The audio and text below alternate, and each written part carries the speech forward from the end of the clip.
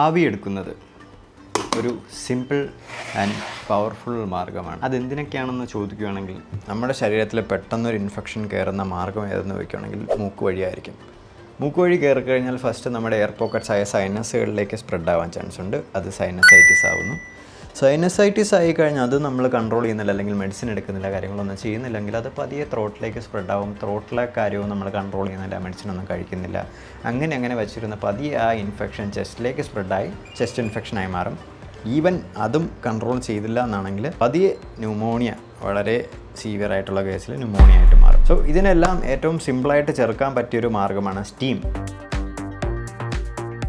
Steam എന്ന് പറയുമ്പോൾ നമ്മൾ പുട്ടുകുടത്തിലോ പാത്രത്തിലോ തന്നെ പിടിക്കണം. സ്റ്റീം എടുക്കുമ്പോൾ ഫസ്റ്റ് ഓഫ് ഓൾ നമ്മുടെ ഈ സൈനസ് ക്ലിയർ ആവും. സൈനസ് ക്ലിയർ ആയി കഴിഞ്ഞാൽ ബാക്കിയുള്ള സ്പ്രെഡ് നമുക്ക് കുറയ്ക്കാൻ പറ്റും. സൈനസിൽ ഇൻഫെക്ഷൻ ആവുന്നത് ഒരു പക്ഷേ വൈറൽ ഇൻഫെക്ഷൻ ആയിരിക്കാം, അല്ലെങ്കിൽ ബാക്ടീരിയ ആയിരിക്കാം, അല്ലെങ്കിൽ ഫംഗൽ ആയിരിക്കാം.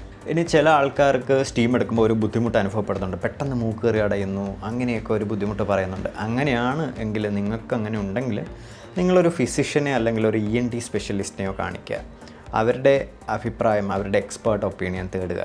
പത്രമെങ്ങാനും തട്ടിമറിഞ്ഞാൽ എല്ലാം പോകും.